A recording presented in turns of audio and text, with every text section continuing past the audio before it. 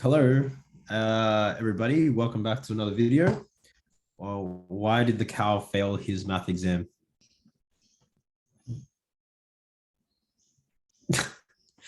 Oh gosh, because he forgot his calculator.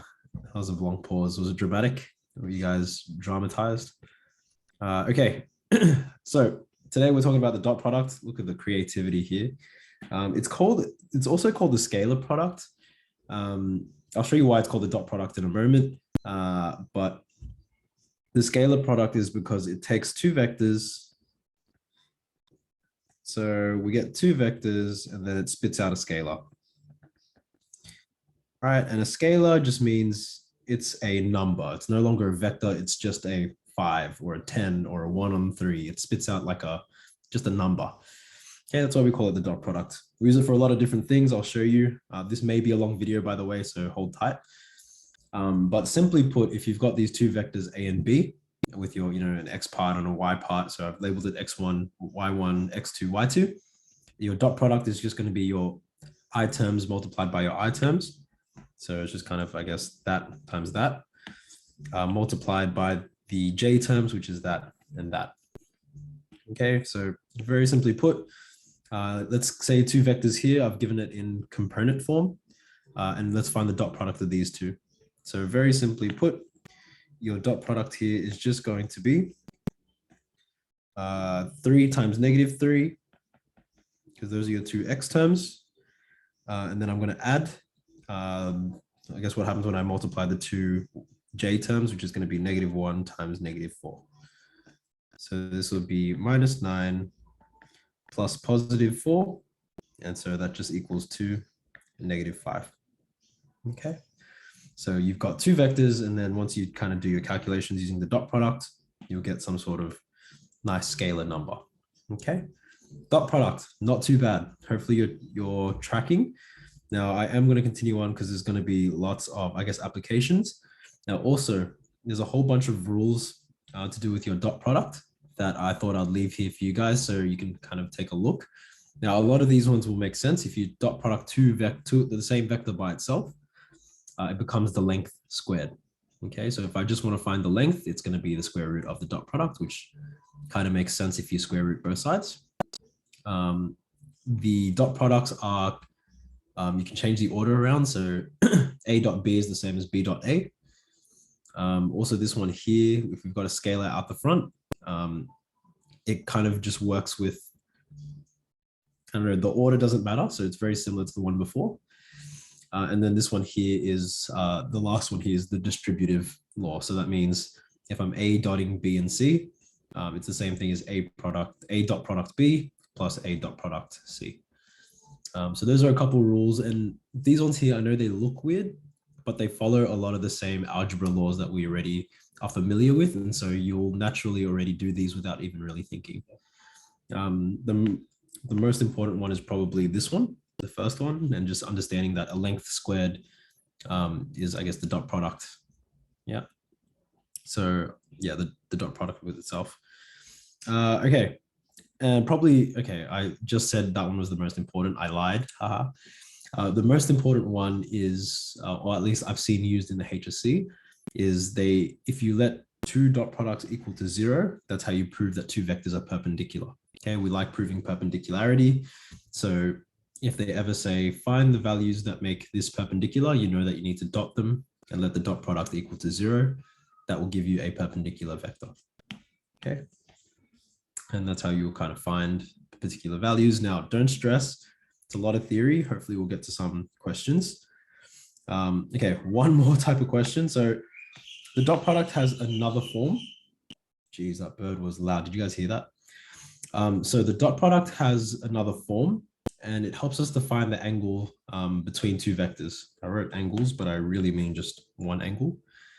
And it helps us solve a lot of triangle related vector questions. So if I'm trying to find the area of a particular triangle, or the angle in between the two, or the distance between A and B and A, C and B, we can kind of use this to help us.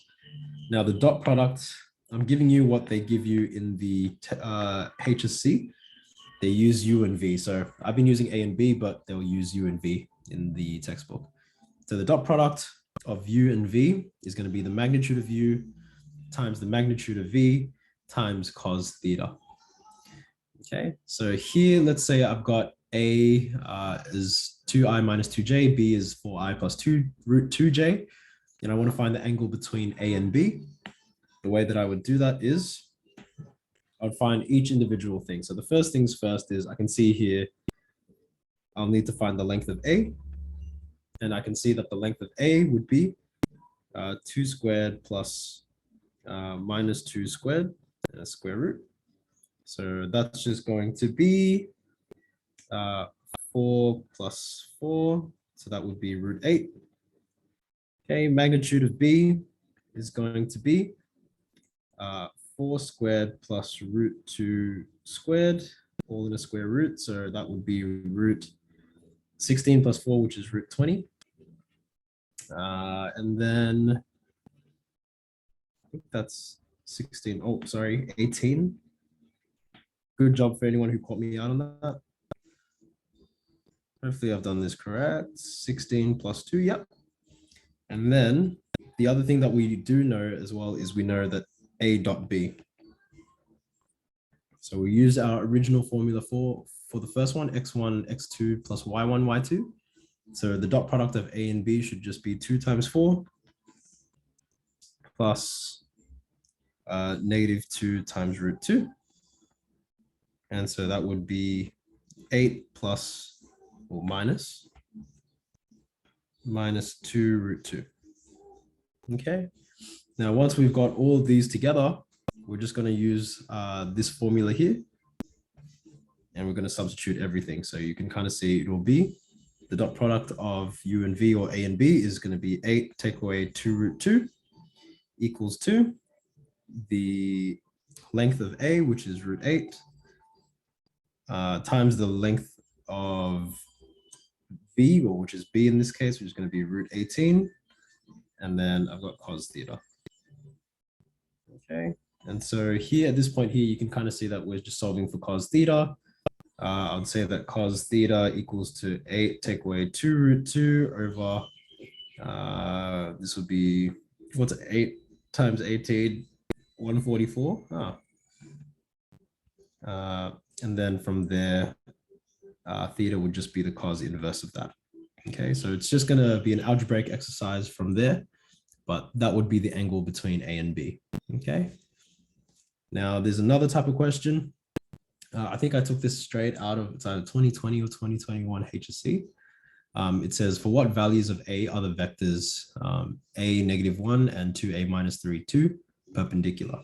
Now we remember that if something's perpendicular, the dot product of the two must equal to 0. So let's dot product these two. So I want a -1 dotted with 2a -3 and 2. And so this would actually be, and we want that to equal to 0. So let's do the dot product. So it's going to be a times 2a -3 plus -1 times 2. Hopefully that's making sense. If these numbers are not making sense, pause the video, go back and make sure you're tracking. Or if I've really, stuffed it up, leave a comment below saying, I don't get it, sir. All right, so then we've got 2a squared minus 3a, and that'll be -2 equals to 0. And from here, I'm just going to factorize it. You can use whichever method you want, but I am a big fan of -2 and 1, or 2 and 1, -2 plus 1. Yep, that'll do it. So this would be 2a plus 1, a -2 equals to 0. So I just factorized there. You can use the PSF, you can use the L method, you can use product sum, cross method. I like the cross method. So here I can see that a would equal to 2, or a would equal to -½. Okay. And so those would be the values of a, where these two vectors would be perpendicular. Okay. Oh, how about that? We're done. You got a sneak peek of next lesson, but I'll stop it there and catch you guys next time. Bye.